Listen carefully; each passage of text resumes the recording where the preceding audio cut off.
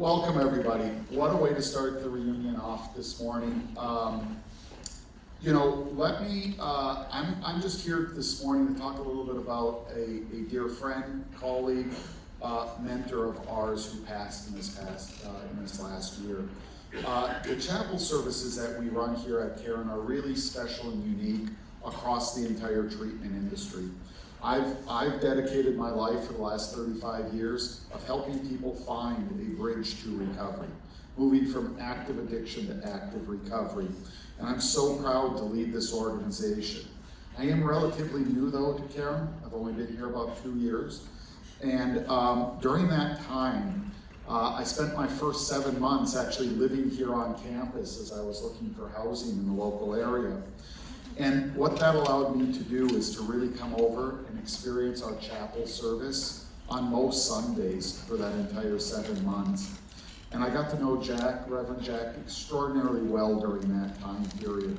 I also got to know him as an incoming CEO because I know at the heart and soul of a treatment program, the heart and soul of what we do, at the heart and soul of recovery, it's about that spiritual connection. And I could always tell what type of a job we were doing as a treatment center, as a staff, when it came to patient and family care, by coming and experiencing the chapel service. Because what I got to experience and what you just got to experience is that spirit of connectedness that moves among all of us. I don't know how people couldn't be moved by some of the songs that are sung here.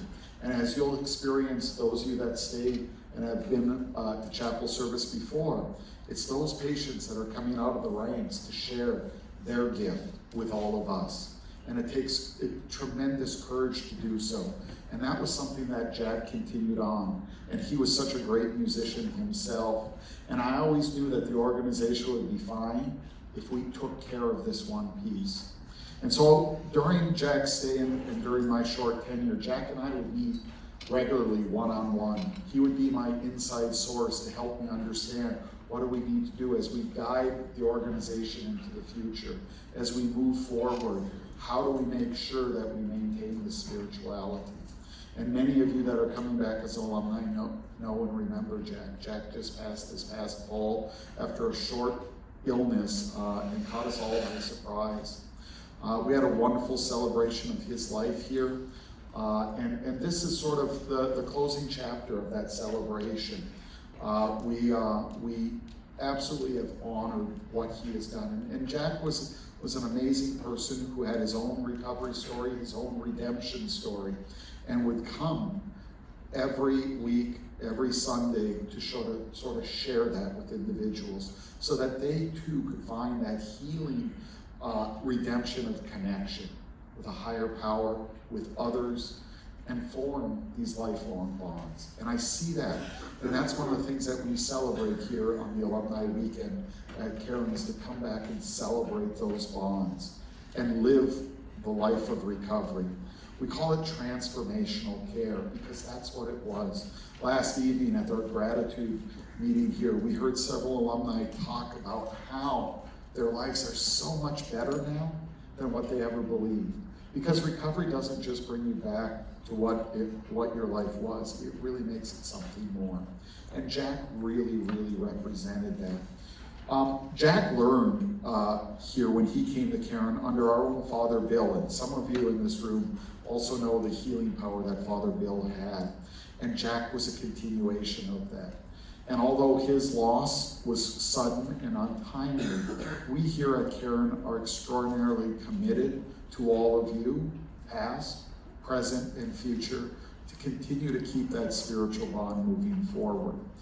It is the healing power of us. And all of you coming back for this weekend, all of you experiencing that, current patients, talk to the alumni, experience them. Our own board chair, who's not able to be with us here this evening, says you don't come into Caron on a winning streak, right? Things aren't going great as you come through that door for the first time. But when you're here and you can experience, life can become so much better. And that's really what Jack represented for all of us here.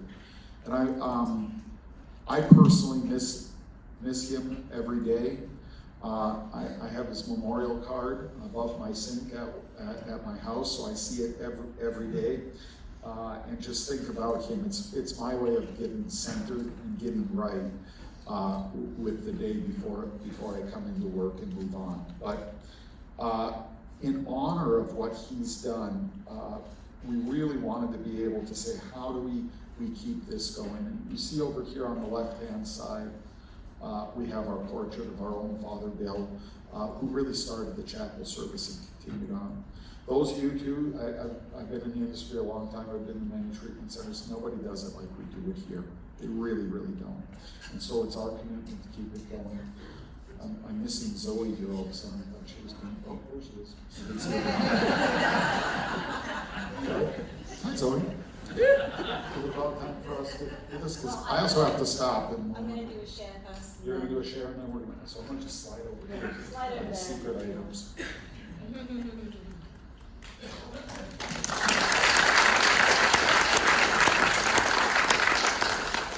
So a lot can happen in a year.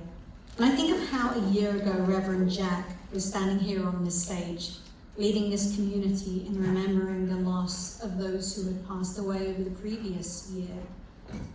And it would only be a matter of months later that he too would become one of the names that we would be remembering here at today's service. A lot can happen in a year. His loss has left a large space in our community and in the lives of his beloved wife Judy, sons, and grandkids. And Jack would remind us that the loss of any person is significant. We need to remind ourselves to be gentle with ourselves during times of grief. Whether we are remembering someone we knew via a professional role, a friend, a family member, or even someone who we may have had a complicated relationship with. The pain or complexity of any loss hits hard and can be one of the biggest relapse triggers we may experience. Human beings are hardwired to avoid pain, and so we seek to avoid the pain of the feelings that may come up for us. Maybe we avoid by helping others or ignoring our own feelings, or by substance or alcohol use to numb our feelings out. But it does not take away the feelings that remain unprocessed. So being gentle with ourselves and allowing ourselves to take the time to remember our losses, remember the relationship, to feel whatever feelings that we have, from the sadness to the pain to, in some cases, relief. There is a multitude of feelings that we may experience, and that does not mean for all people tears will flow. So don't judge the grief felt by yourself or others by whether or not you cry. A grief expert by the name of Alan Wolfelt shared in his article, The Mourner's Bill of Rights, you have the right to move towards your grief and heal. Grief's not a process of moving on and moving away from the pain of the loss. It's the challenge to move towards the healing that we can find when we surround ourselves with the people who want to help us, to reach out and touch that woundedness of grief that is trying to accompany us through what we're experiencing, as grief becomes like a constant companion who will walk beside us, giving us some space sometimes, and holding us in its care at other times. Another grief expert, David Kessler, said that grief isn't what's distressing. The pain of the loss is where the distress is found. And grief is the gift that we get to process the pain of that loss. As I end, I remember the words that Reverend Jack shared last year at the memorial service, and I want to echo them once more for all who are in a space of grief to heal. He shared of a TV show called 1886, and a quote that stood out to him so deeply read, "When you love someone, you trade souls with this person. A part of you becomes a part of them, and a part of them becomes a part of you. And when they die, a part of you is dying in them. And this is why it hurts so much. At the same time, you carry a part of them with you. And so there's a part of them that can see through your eyes, hear through your ears, and walk new places with you. So let us remember all those who have crossed our path and who have touched our lives.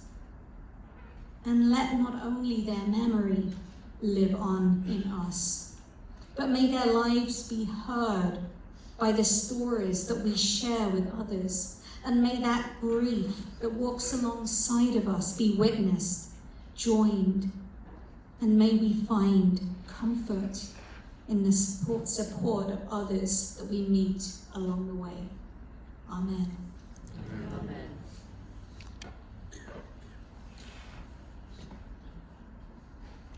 At this time, we will be revealing the plaque that is going to be dedicated to Reverend Jack. Now, we're both short people, by the way, so we're a little worried about how this might be. It was placed behind the piano because the piano was his passion, music was his passion.